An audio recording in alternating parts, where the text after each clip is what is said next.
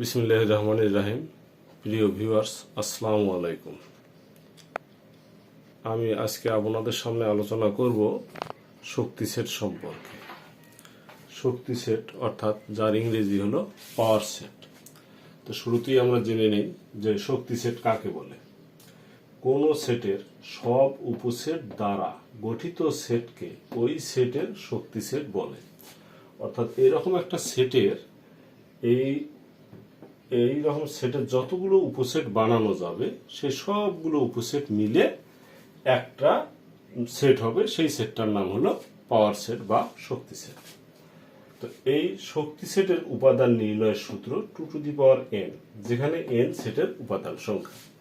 যেমন এ সেটের উপসেট কতটা হবে, শক্তি সেটের উপাদান ঠিক ততটা। সেই উপাদান কতটা হবে এইটা বের করার জন্য আমরা কি করব, 2n সূত্র ব্যবহার করব, যাতে করে আমরা নিশ্চিত হতে পারি যে আমার সদস্য সংখ্যা বা উপাদান ঠিক আছে কিনা। তো দেখা যাক এ সেটের সদস্য হলো 1 2 3 জন, তাহলে 3 এই 3 হবে n এর মান। তাহলে n এর মান 3 হলে 2 কিউব ইকুয়াল হবে 8। তার মানে আমরা এই এ সেট থেকে যে শক্তি সেটটা নির্ণয় করব সেই শক্তি সেটের উপাদান অথবা উপসেট হবে মোট 8টি। এবার দেখা যাক এ এর উপসেটগুলো নির্ণয় করি। এ তার নিজের একটা উপসেট, তার মানে এটা পুরোটা একটা উপসেট হবে।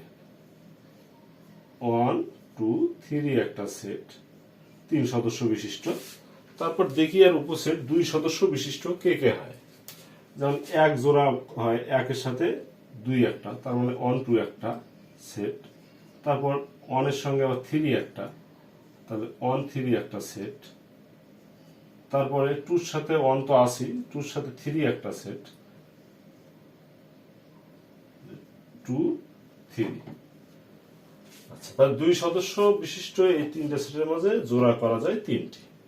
তারপর আমরা দেখি একটা সদস্য করে কয়জন হয়, এক সদস্য 1 একটা 2 একটা 3 একটা, তাহলে একটা 1 সদস্য বিশিষ্ট সেট, 2 সদস্য বিশিষ্ট সেট, 3 সদস্য বিশিষ্ট সেট।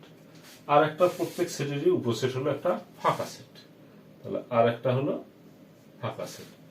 এখন আমরা দেখি যে আমার 8টা উপসেট আসলে হইল কিনা।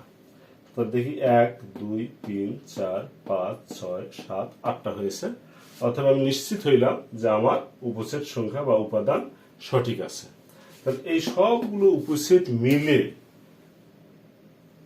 একটা সেট, এই পুরো সেটটাকে বলা হয় এর পাওয়ার সেট বা শক্তি সেট।